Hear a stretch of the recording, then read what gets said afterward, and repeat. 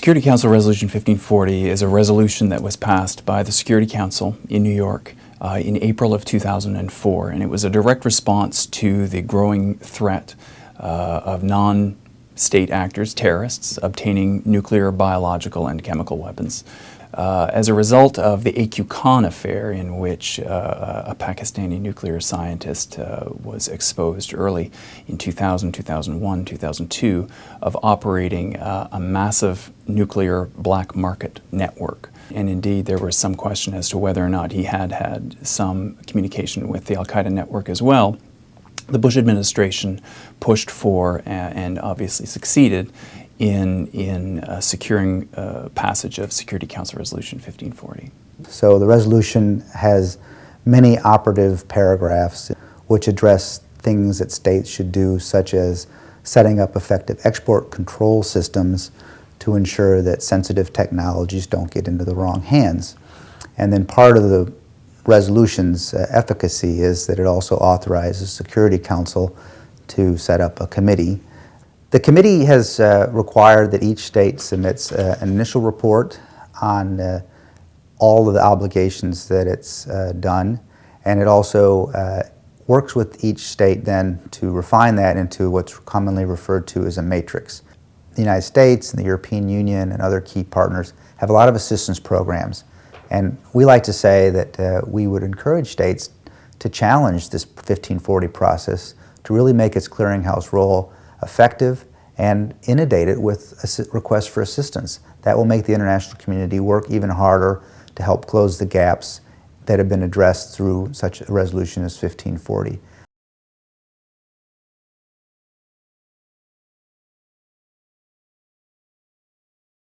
As you can well imagine, in small countries, the whole notion of disarmament or the whole issue of proliferation is something that's fairly arcane. It's not something that most governments will focus on. Most countries of the Global South had problems far greater than the threat of weapons of mass destruction.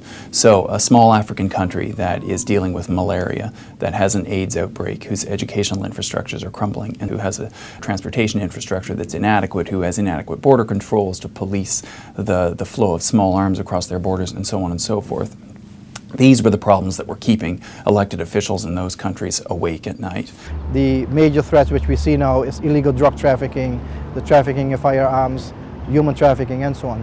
While we know that most of the countries do not have a direct threat of WMDs, we know that many other security challenges exist. And we know that by taking measures to deal with the issue of WMDs and by receiving assistance through Resolution 1540, many other security threats can be addressed. Security and development needs to be understood and accepted as a model, as a framework for creating peace and stability in society.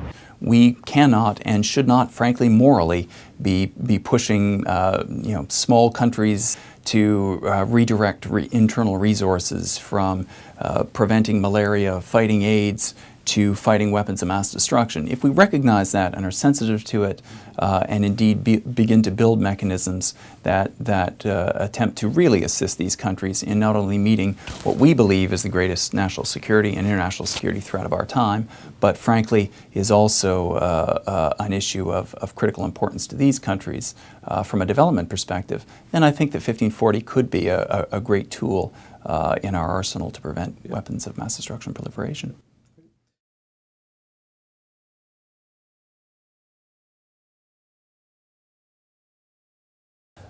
It was felt that just doing this thing in a region-wide, unitary, integrated way would, one, take some of the pressure off national authorities, for example, foreign ministries, whose primary responsibility it is to coordinate the implementation effort.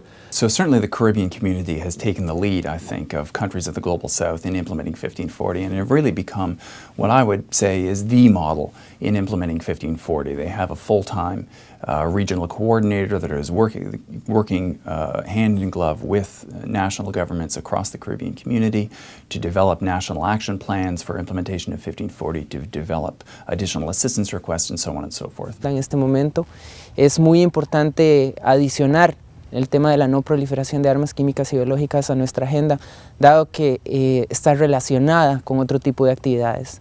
Llámese lo que es narcoactividad, crimen organizado, blanqueo de capitales, el tema de trata de personas, el tema de tráfico ilícito de migrantes. De ahí que tenga una necesidad importante agregar este tema a la agenda y hacer ver la necesidad que debe haber desde el punto de vista de la prevención de otro tipo de actividades que pueda estar relacionado con este crimen organizado. Es necesaria una respuesta regional a este tipo de actividades, puesto que estamos hablando de crimen organizado que tiene sus contactos o sus tentáculos, por decirlo de esta forma, en cada uno de nuestros países. We try to get countries to buy into this process, to create ownership at a local level, not only with the governments, but also with other stakeholders in society.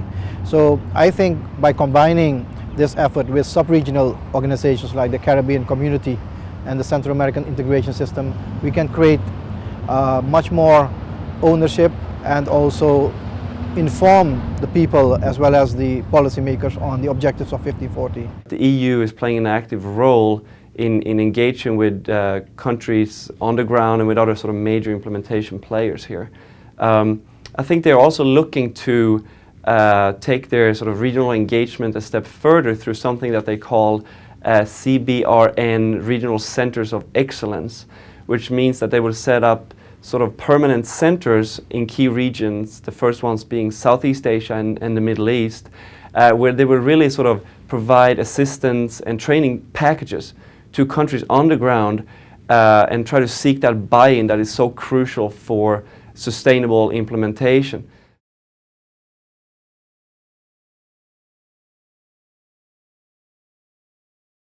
I think 1540 holds an enormous potential.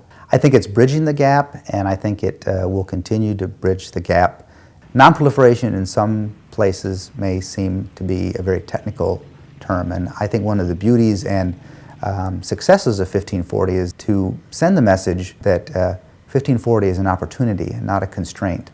I am confident that 1540 is an extraordinarily useful construct that will seek to really focus some major critical security gap and needs areas globally. Let us not forget that we live in a globalized world and that one threat in this hemisphere has an impact on another part of the world and equally the other way around.